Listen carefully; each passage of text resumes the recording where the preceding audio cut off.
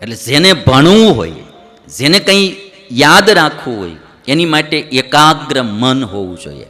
એકાગ્રેણેવ મનસા પત્રીલેખસ્સ હેતુકા. અને જેણે એકાગ્ર મન કરવું હોય એને એમાં રસ આવતો હોય તો જ મન એકાગ્ર થાય, નહીતર એકાગ્ર થાય નહીં. જેમાં માણસને રસ આવે, ઇન્ટરેસ્ટ આવે, એમાંથી મન આગું જાય જ નહીં. જેને ભગવાનની મૂર્તિમાં ઇન્ટરેસ્ટ આવે, રસ જાગે, તો એને એક નજરે પરમાત્માને નિહાળતો રહે, એની વૃત્તિ આગી પાછી જાય નહીં. એ સમયે કોઈ એને બોલાવે તો બી એને ગમે નહીં. કોઈને કથા સાંભળવામાં રસ આવતો હોય, એ સમયે કોઈ કામ આવે કે કોઈનો ફોન આવે તો એને ગમે નહીં. કોઈ પૂજા કરતો હોય અને પૂજામાં પરમાત્મામાં એને રસ આવતો હોય, એ સમયે કોઈ કામકાજ માટે બોલાવે, એ એને ગમે નહીં. રસ આવે. સ્વામિનારાયણ ભગવાન કે આમ કોઈ પંચામૃતનું ભોજન જમતો હોય ને એમાં કોઈ ધૂળ નાખે ને કેવું વહમું લાગે, એવું એને વહમું લાગે જો રસ આવતો હોય તો. અને એટલા માટે મારે એક વાત કહેવી કે જે વિદ્યાર્થી હોય કે કંઈ બી આપણે બી સત્શાસ્ત્રો વાંચતા હોઈએ, કથા શ્રવણ કરતા હોઈએ, કોઈ બી કાર્ય કરતા હોઈએ તો બી રસપૂર્વક કરવું.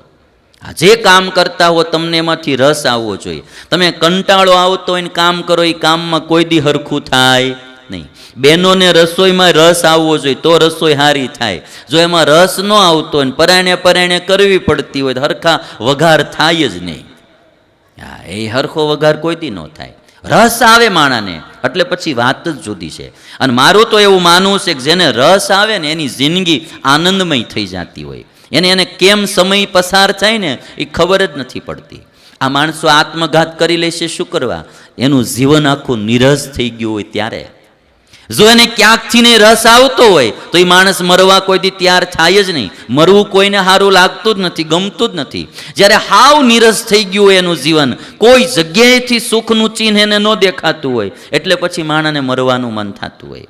અને એટલા માટે સ્વામિનારાયણ ભગવાન કહે છે એકાગ્રતાથી તમારે આ શિક્ષાપત્રી રોજ વાંચવી. ઘણા વાંચીએ છે પણ એ ખબર નથી રહેતી આમાં હું આવ્યું. લ્યો, શિક્ષાપત્રી લગભગ ઘણા વાંચતા હશે સ્વામિનારાયણ ભગવાનના ભક્તો, પણ એને એ ન ખબર હોય કે આમાં હું આવે છે. એટલે થોડુંક ધ્યાનપૂર્વક વાંચવું અને શું કહેવા માગે છે એ જરાક ધ્યાનથી વાંચવું.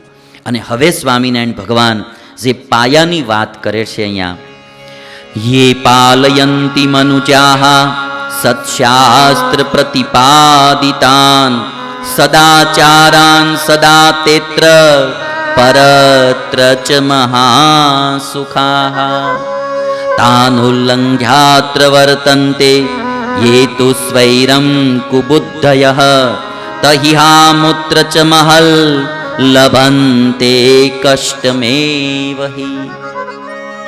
સ્વામિનારાયણ ભગવાન કહે છે કે જે લોકો આ શિક્ષાપત્રીમાં કહેલા સદાચારનું પાલન કરશે એ આ લોકમાં અને પરલોકમાં મહાન સુખી થશે.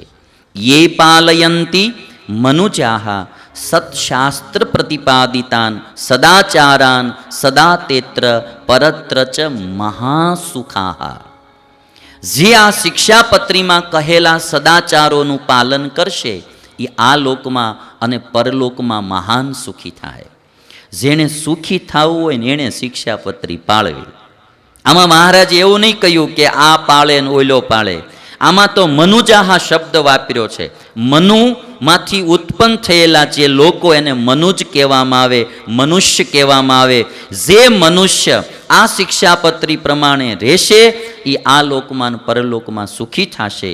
તાનુલ્લંઘ્યાત્ર વર્તન્તે, અને આનું ઉલ્લંઘન કરીને જે વર્તન કરશે એ તો સ્વૈરમ કુબુદ્ધયઃ. સ્વૈરમ એટલે મનસ્વી વર્તન કરશે, સ્વચ્છંદી વર્તન કરશે. અને સ્વચ્છંદી વર્તન કોણ કરે? કુબુદ્ધયઃ.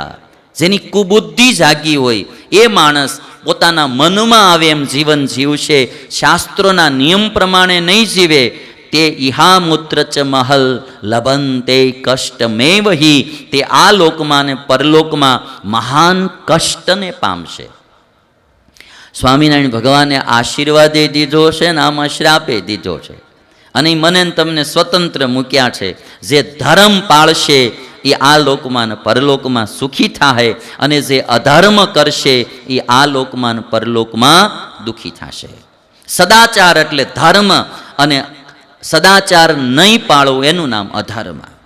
એટલે સ્વામિનારાયણ ભગવાને આ બે શ્લોક, મહારાજ કે આ શિક્ષાપત્રી મેં એમ નથી લખી, તમને સુખી કરવા માટે લખી છે.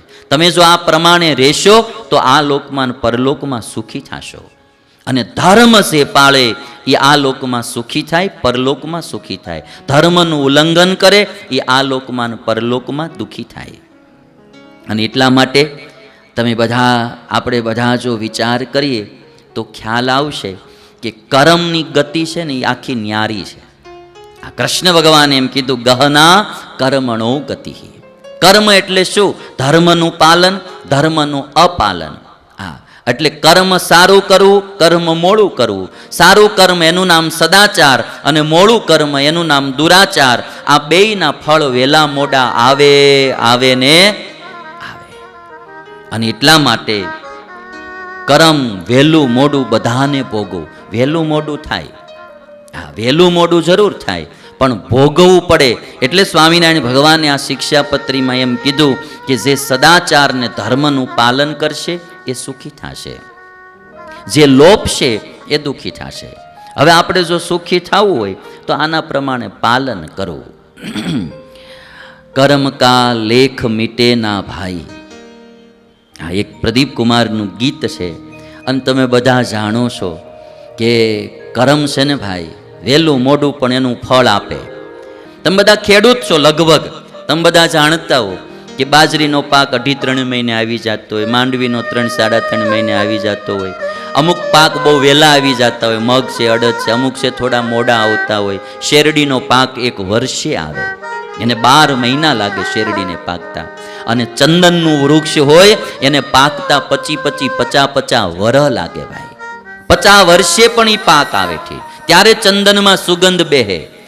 એમ કર્મ સારું હોય કે મોડું, એના પાકને આવવામાં વહેલા મોડું થાય, પણ ગમે હોય, હું હોઉં કે તમે, કર્મનું ફળ તો વહેલું મોડું આવે ને આવે. એટલે સ્વામિનારાયણ ભગવાને આ શિક્ષાપત્રી ધર્મ માટે લખી. શિક્ષાપત્રી કોઈને દુઃખી કરવા નહીં, સુખી કરવા લખી છે, કે જો તમે આ પ્રમાણે રહેશો તો સુખી થશો, નહીતર વહેલું મોડું દુઃખ તો આવશે છે. અને ભાઈ જેટલું મોડું હોય ને એટલું ગમે તેથી નડે ને નડે જ તે. આ સનાતન સત્ય છે. સ્વામિનારાયણ ભગવાન એટલા માટે કહે છે કે બધાએ સદાચારનું પાલન કરવું, ક્યારેય દુરાચાર ના કરવો.